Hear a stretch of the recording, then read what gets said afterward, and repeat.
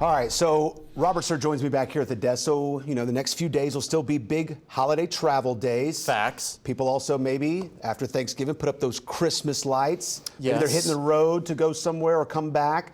No matter what people do outside, the weather should be fine, right? It should be, with the exception of Saturday night and into Sunday, Right. all green.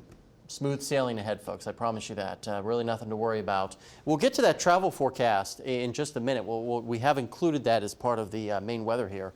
There's Fayetteville. If you're enjoying your Thanksgiving evening, checking out the lights of the Ozarks, not too bad. 64 today in Fayetteville, 7 degrees north of where we should be for this time of the year, which is 57. A warm Thanksgiving in 1973, where we got up to 73 degrees. That's the all-time record high for the day. There's a look at Fort Smith. Things are nice and quiet. People may be making their way home from Grandma's house tonight. 63 in Fort Smith today. 19, though, this morning in 1975. Headed out tomorrow morning, maybe catch some of those doorbuster deals. We'll start out in the 30s. And then temperatures will struggle to get up toward 50 by the afternoon hours in northwest Arkansas. Meanwhile, in the River Valley, about the same thing. A chilly start to our day, but mid-50s by the afternoon. We should see some clearing skies as well for a brief period of time by the afternoon. Now, right now, temperatures upper 30s and lower 40s across northwest Arkansas. As we slide you into the River Valley, basically 40s across the board here. You make your way toward Johnson, Logan County here. Temperatures basically in the lower 30s at this hour. Big picture, things are pretty quiet across our area. Some showers across south central portions of Arkansas, but this is the system that we're keeping our eye on. For the most part. This will be our next weather maker Saturday night and into Sunday, and it will spread snow on a swath from about Wichita up through Kansas City and toward the Chicagoland area. So if you have travel plans on Sunday, keep that in mind. For us, just a cold, miserable rain, unfortunately. Now, the rest of tonight, really nothing to worry about. Clouds build in briefly by tomorrow morning, but after the lunch hour, you see those clouds kind of clear out so that Friday night should be okay for your Black Friday evening, and then clouds quickly build back in by Saturday morning. You can see new model data. There's some of that white stuff far to our north and west near the Wichita area. 30s tonight, and we'll have highs tomorrow back up in cooler, 50s for the most part. So remember that. You'll need to bundle up if you're headed to the Hogs game. They got one more game. Hopefully it's going to be a tough task, but they're going to try to upset Missouri tomorrow, even though they are a 9.5-point underdog. But quiet conditions, nothing to really impact the kicking game, no winds. But Sunday, we could be dealing with some travel problems here across our area and that snowfall up toward the Chicago area, so keep that in mind. But that's the only day of inclement weather. And it's really not a day. It's just late Saturday night into very early Sunday. So Black Friday looks all right.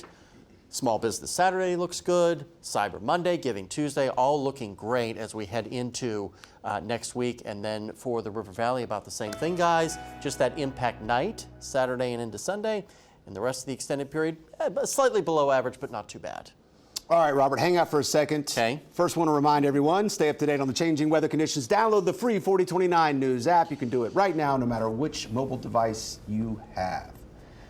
But it is time again for the Battle Line rivalry, like Robert just mentioned. You have the annual gridiron meeting between Arkansas and Missouri. Here's a little info about the coveted Battle Line trophy, though.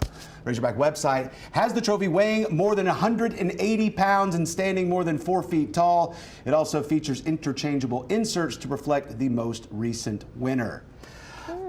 It's a pretty impressive trophy. Yeah, I didn't know that. 180 pounds. I don't think I could lift that on my own. A little too much. I think that trophy's bigger than you, actually. It might be.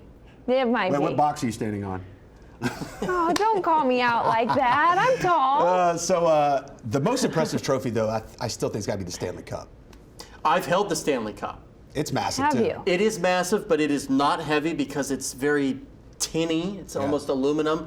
It is very beat up from all of because each player, when they win the Stanley Cup, they get the cup for, I think, a week. They take it out to like bars all over town. And Sidney stuff, Crosby with the Penguins slept with the cup. Gotta do it. Picture him.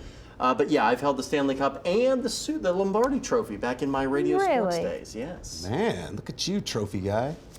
Yeah, not for me. Any chance that the Hogs do pull that upset tomorrow? What's your gut There's feeling? always a chance. There's always a chance. It's a rivalry game. You know, any team can do anything on any given week. It's been a while since they beat Missouri. Well, it has been, yeah. But, you know, they haven't beat a ranked opponent yet. And we'll get to that in sports, but Sam Pittman has beaten a ranked opponent every year as head coach. So they've yet to do that this season. They could do it tomorrow. Tomorrow at 3 to be specific, but today it was all about the Hardwood Hawks as they continued their run in the battle for Atlantis. We'll have all the highlights from that game when we come back.